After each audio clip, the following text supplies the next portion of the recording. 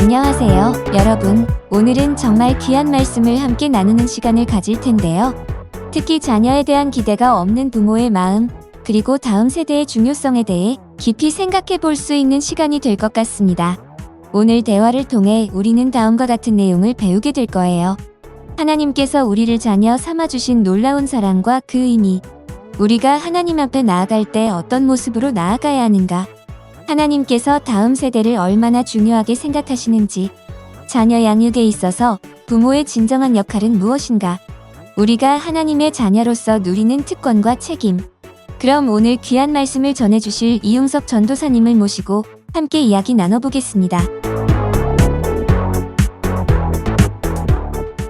할렐루야. 반갑습니다, 여러분. 전도사님, 오늘 정말 기대가 됩니다. 먼저 하나님께서 우리를 자녀 삼아주셨다는 말씀이 참 은혜로운데요.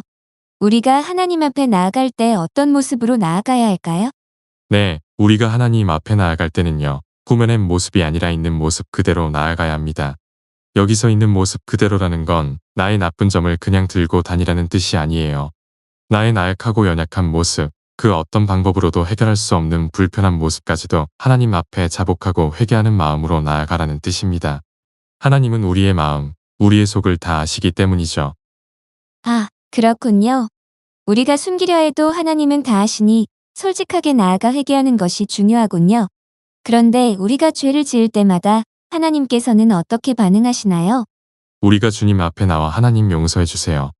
저의 죄를 사해 주세요라고 회개할 때 하나님께서는 우리의 죄를 기억하지 않으시고 묻지 않으십니다. 놀랍지 않나요? 와, 정말 놀라운 은혜네요. 하나님께서 우리의 죄를 기억하지 않으신다니. 하지만 만약 회개하지 않는다면 어떻게 될까요?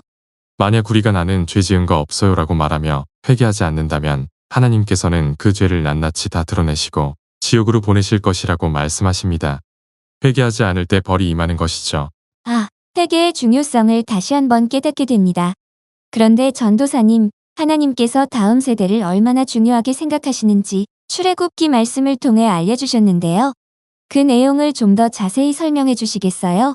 네, 출애굽기 20장 1절에서 6절 말씀에 보면 하나님께서 우상을 섬기지 말라고 엄중히 경고하시면서 이렇게 말씀하십니다.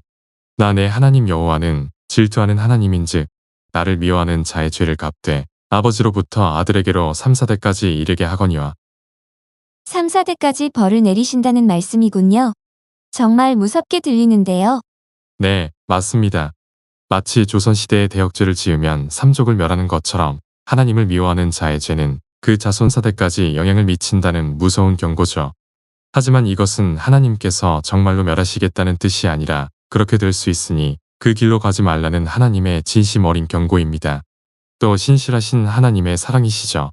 아, 그렇군요. 단순히 벌을 내리겠다는 것이 아니라 우리가 잘못된 길로 가지 않기를 바라시는 마음이 담겨 있네요. 그렇다면 하나님을 사랑하고 계명을 지키는 자에게는 어떤 복을 주시나요? 바로 그 다음 절에 하나님의 진심이 담겨 있습니다. 나를 사랑하고 내 계명을 지키는 자에게는 1000대까지 은혜를 베푸느니라. 와, 1000대까지요? 참 비교할 수 없는 엄청난 축복이네요. 하나님을 미워하는 자, 죄를 갚되 3, 4대까지, 하나님을 사랑하고 계명을 지키는 자, 은혜를 베푸시되 1000대까지. 네, 맞습니다. 우리가 상상할 수 없는 범위를 넘어서 하나님께서 복을 주신다는 약속입니다. 이 말씀은 두 번째 십계명 사건에서도 다시 한번 강조됩니다. 하나님은 자비롭고 은혜로우시며 인자와 진실이 많으신 분이시기에 인자를 1000대까지 베푸시고 죄를 용서하시지만 벌을 면제하지는 않으시고 아버지의 악행을 자손 3, 4대까지 보응하신다고 말씀하십니다.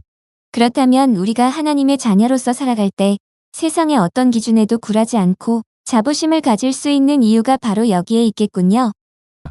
그렇습니다. 우리의 삶이나 형편이 부족하더라도 우리는 하나님의 자녀이기 때문에 기뻐하고 자존감을 가질 수 있는 것입니다. 세상의 돈, 권력, 지위 때문에 굽힐 필요가 없어요. 우리는 오직 하나님 중심으로 살아가야 합니다. 왜냐하면 우리의 인생뿐만 아니라 우리의 자손 1000대까지 책임져 주시는 분이 바로 하나님이시기 때문입니다. 정말 든든한 말씀이네요. 그런데 전도사님, 자녀 양육에 있어서 부모의 역할에 대해서도 말씀해 주셨는데요. 많은 부모님들이 자녀의 부족함에 대해 걱정하지만 정작 중요한 것을 놓치고 있는 경우가 많다고 하셨어요. 네, 안타깝게도 많은 부모님들이 자녀가 그냥 예쁘다, 그냥 건강하게만 컸으면 좋겠다고 생각하세요. 하지만 그것은 교육이 아니고 그리스도인의 자녀 양육법도 아닙니다. 자녀 양육의 진정한 역할 마땅히 알아야 할 것을 가르쳐 지키게 하는 것, 부모의 책임 먹여 살리는 것 이상으로 자녀가 부모를 통해 하나님을 느낄 수 있도록 하는 것, 부모의 진정한 책임은 자녀를 먹여 살리는 것을 넘어 자녀가 부모의 말과 행동을 보면서 하나님이 이런 분이시겠구나를 느낄 수 있도록 하는 것입니다. 우리가 혹여나 부족한 환경에서 자랐더라도 그것을 되물림하지 않고 다음 세대를 위해 결단하는 것이 중요합니다. 아, 부모의 역할이 정말 크고 중요하네요. 단순히 육체적인 필요를 채워주는 것을 넘어 신앙적인 가르침과 본보기가 되어야 한다는 말씀이시군요. 그렇습니다. 그리고 우리가 하나님의 자녀로서 누리는 특권이 있습니다. 로마서 말씀처럼 우리는 다시 무서워하는 종의 영을 받지 않고 양자의 영을 받았습니다. 이것이 바로 우리가 하나님을 아바 아버지라고 부를 수 있는 이유입니다. 아바 아버지라고 부를 수 있다는 것이 어떤 의미인가요? 우리가 하나님을 아바 아버지라고 부를 때 그분은 우리의 기도를 들으십니다. 가정의 문제가 서로 듣지 않아서 생기는 것처럼 하나님과의 관계에서도 듣는 것이 중요하죠. 그리고 우리가 죄를 지을 때마다 사단은 우리가 하나님의 자녀가 아니라고 정죄하지만 성령님께서 친히 우리의 영과 더불어 우리가 하나님의 자녀임을 증언해 주십니다. 오해와 정죄 속에서도 성령님께서 우리가 하나님의 자녀임을 증언해 주신다니 정말 위로가 됩니다. 그렇다면 하나님의 자녀로서 우리는 어떻게 살아가야 할까요? 에베소서 5장 1절에서 2절 말씀처럼 사랑을 받는 자녀같이 하나님을 본받는 자가 되고 그리스도께서 우리를 사랑하신 것 같이 우리도 사랑 가운데서 행해야 합니다. 예수님은 우리를 위해 자신을 버리사 향기로운 제물과 희생 제물로 하나님께 드려졌습니다. 아, 우리가 하나님의 자녀이기 때문에 사랑 안에서 행하고 하나님을 본받는 삶을 살아야 하는 것이군요. 마지막으로 부모님의 사랑에 대해 나누어 주신 이야기가 인상 깊었습니다. 자녀에게 기대하지 않는 부모님들이 많다는 말씀도 하셨는데요. 네, 안타깝게도 자녀를 사랑하지 않거나 기대하지 않는 부모님들이 계십니다. 하지만 그것은 하나님의 약속, 즉 천대까지 복을 주시는 하나님의 마음을 모르기 때문입니다. 하나님께서는 다음 세대를 중요하게 보시고 우리에게 귀한 자녀들을 맡겨주셨습니다. 이 모든 것은 우리의 힘으로 되는 것이 아니라 하나님께서 허락하셨기 때문에 가능한 일입니다.